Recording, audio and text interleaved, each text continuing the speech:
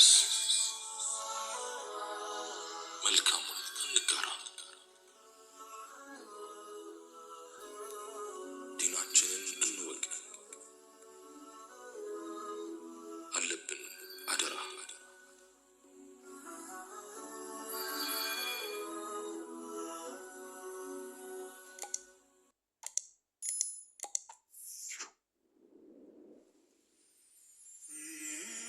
السلام عليكم ورحمة الله تعالى وبركاته። زمنات የወለዷቸው የመከራ ፍሬዎችና አላህ ወስኖ ያሳለፋቸው ነገሮች በሰው ልጆች ላይ መውረዳቸው አይቀሬ ነው። ዱንያ እንዲሁ ናት፣ ሁሌም ድፍርስ ናት፣ ሙሉ በሙሉ አትጠራም። ከኛ መካከል ለነኚህ ፈተናዎቿ እጅ የሰጠ አለ። ለየትኛውም የመከራ ማዕበሏ የማይበገርም እንዲሁ አለ። ይህ ሁሉ የመንፈሳችን ጥንካሬ ሁኔታና ደረጃ ውጤት ነው። ለረጅም ዘመን በኢማን ድባብ ውስጥ በመኖር ከአምላካችን ጋርም በመተሳሰር የወደደውን በመውደድ እሱ የሻውንም በመቀበል የምናዳበረው ልምድ ነው። ትላልቅ ፈተናዎች የዱንያ ላይ ከባባድ ማዕበሎች ናቸው። ማዕበሎቹም የሚነፍሱት በቀጥታ ወደ ቀልባችን ነው። ቀልቡም ከጌታው ጋር በሚገባ የተሳሰረ ሰው ጽናቱ ከፍተኛ ነው። የቀልብ ትስስሮሹ ደካማ የሆነው ደግሞ መከራዎችን መቋቋም አይችልም፣ ፈተናዎችን አያልፍም፣ መስዋዕት ለመክፈል ዝግጁ አይደለም። ለአላህ ሱብሓነሁ ወተዓላ የመታዘዝ በጎ ምላሽ ይፋ የሚሆነውና የሚገለጠው የመከራ እሳት በተጫረ ጊዜ ነው። ያኔ ከውስጥ ያለውና ተደብቆ የቆየው ድልብና ውድ ንብረት ብቅ ብሎ ፈተናን ይከላከላል፣ መከራንም ይጋፈጣል። ለአላህ ሱብሓነሁ ወተዓላ የመታዘዝ ዋጋው የሚታወቀው በመከራ ዘመን ነው። አላህ ሱብሓነሁ ወተዓላ ታጋሽ የሆነውን ካልሆነው፣ ደካማውን ከብርቱ፣ ጥሩውን ከመጥፎው ያበጥርበታል። አላህ ሱብሓነሁ ወተዓላ እንዲህ ብሏል፣ ማ ካነ አላሁ ሊየዘረ አልሙእሚኒነ ዐላ ማ አንቱም ዐለይህ ሐታ የሚዘ አልኸቢሰ ሚነ አጠይብ። አላህ መጥፎውን ከመልካሙ እስከሚለይ ድረስ ምዕመናን እናንተ በእርሱ ላይ ባላችሁበት ሁኔታ ላይ የሚተው አይደለም። ሱረቱ አሊ ዕምራን አንቀጽ 179። አዘመኽሸሪ ይህንኑ ተፈጥሯዊ የአላህ መንገድ ሲያብራሩ እንዲህ ይላሉ፣ አዎን መጥፎውን ከመልካሙ እስኪለይ ድረስ ይፈትናችኋል። እንዲሁ እንደ ተቀላቀላችሁ ማንነታችሁ ሳይለይ አይተዋችሁ፣ ያበጥራችኋል። አላህ ሱብሓነሁ ወተዓላ ኢማንና ፍራቻውን የሰጠው ሰው ሲቀር ሌላው ሊጸናበትና ሊታገስበት የማይችለውን ከባድ ኃላፊነት ያሸክማቸዋል። እነርሱም በአላህ መንገድ ላይ መስዋዕት የሚሆኑት ናቸው። ነፍሳቸውንና ገንዘባቸውን አሳልፈው ይሰጣሉ። ይህንኑ በእምነታቸው ላይ ማስረጃ ያደርግባቸዋል፣ ውስጣችሁንም ያናግራል። ይህ ነው አላህ ሱብሓነሁ ወተዓላ የመረጠው መንገድ። ሰዎች በጤናና በደህንነት ጊዜ ተመሳሳይ ናቸው። መከራና ችግር በደረሰ ጊዜ የተለያየ አይነት ቀለምና መልክ ይወጣቸዋል። የተለያየ አይነት ማዕድን ይሆናሉ። የተለያየ ቅርጽ ይታይባቸዋል። ይህ የሚሆነው እንደ ሥራቸውና የቀደመ ኢማን ሁኔታቸው ነው።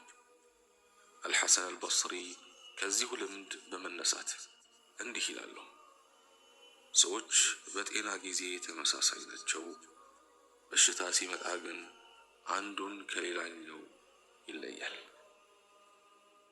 አንዳንድ ጊዜ እኛ ሰዎች ስንባል ቆይ ግን ምንድነን ብዬ ራሴን እጠይቃለሁ። አዎ ግን ምንድነን ብለን ራሳችንን ጠይቀን ስለ ራሳችን ተመራምረን ይሆን? ሱብሓነከ ረቢ። አዎ ግን ምንድነን? ምንም ብንሆን ምን የዚህ ምድር ነዋሪዎች ከሆነን ቆየን። የዓለማት ጌታ አላህ ሱብሓነሁ ወተዓላ ነው ወደዚህ ያመጣን። ለትልቅ ዓላማም ነው ያስገኘን።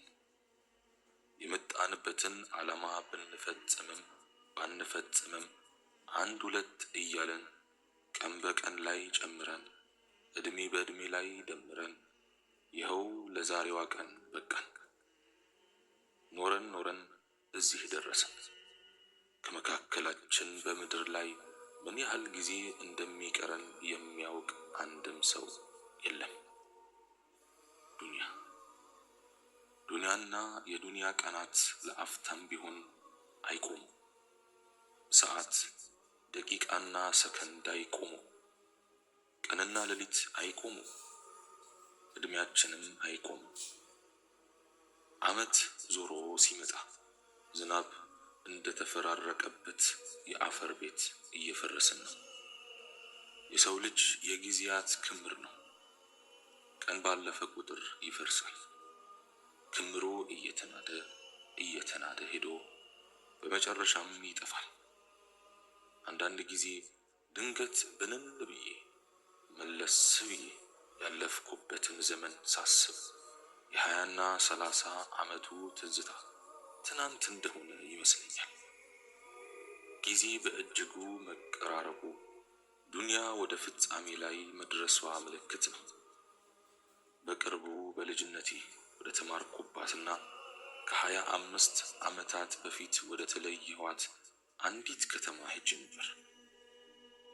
በእርግጥ ከተማዋ አድጋለች።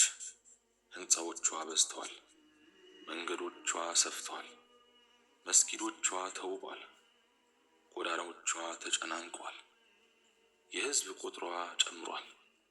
ቦታዎቿ ተለዋውጠዋል። በሌላ በኩል ደግሞ ከ25 በፊት የነበሩ ሰዎችን አፈላለኩ። ዓሊሞቿ ብዙዎቹ አልቀዋል።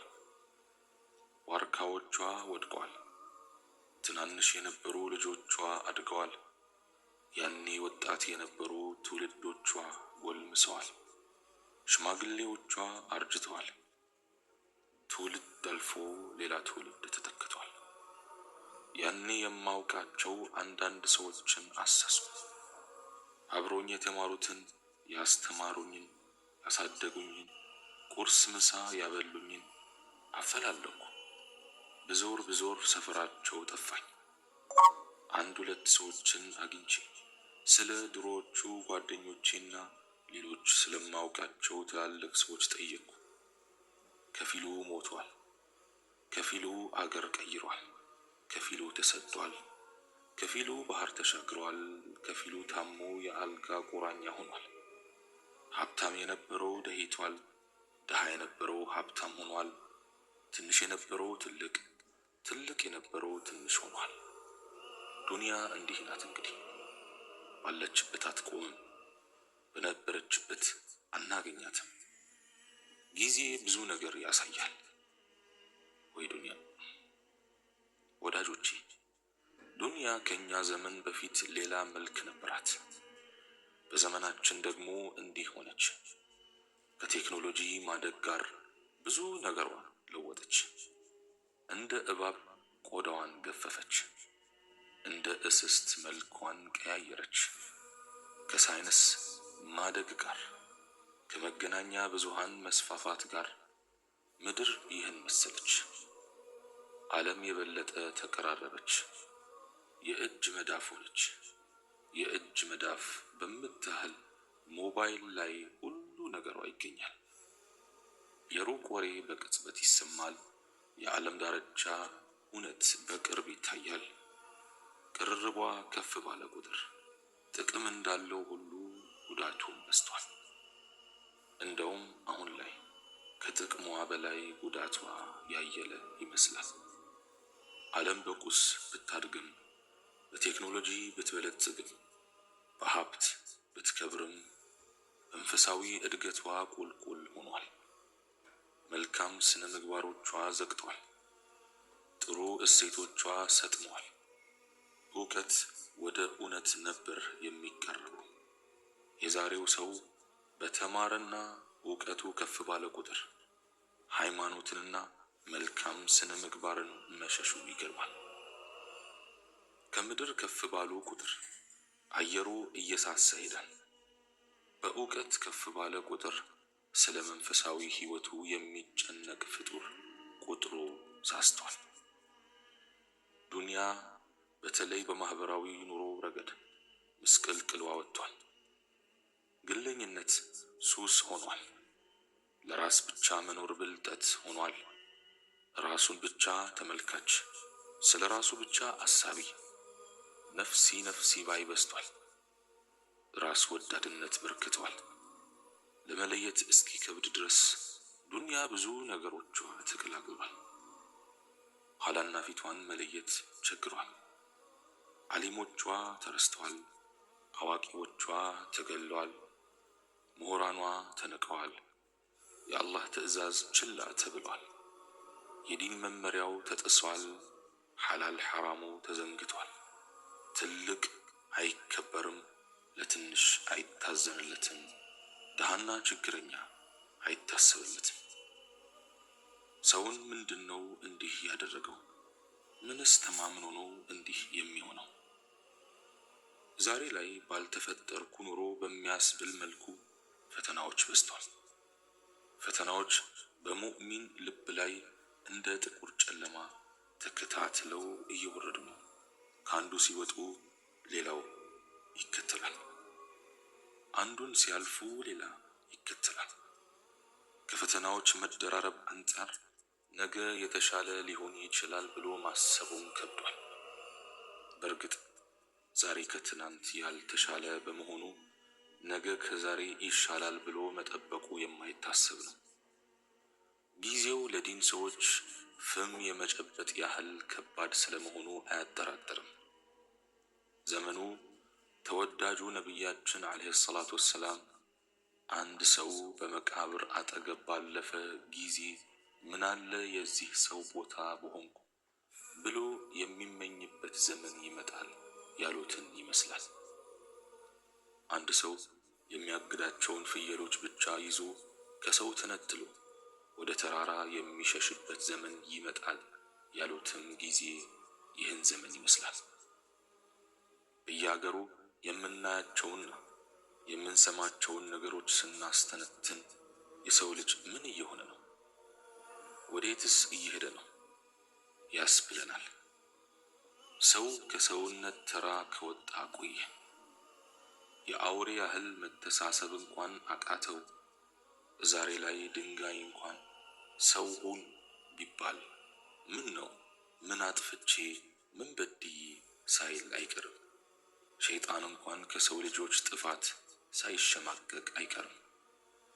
ሰው ወንድሙ የሆነውን ሰው ሲያጠፋና ሲያሴርበት ስናይ ምን አስቦ ነው ያስብላል። የዛሬ ሰው ክፋቱ ምድር ላይ 70-80 ዓመት ሳይሆን 1000 ዓመታትን የሚኖር ይመስላል። ፖለቲካዊ ጥቅም ከሰብአዊነት ቀድሟል። ስልጣን የአንድ አባትና እናት ልጆች የሆኑትን የሰው ልጆች ያጋድላል።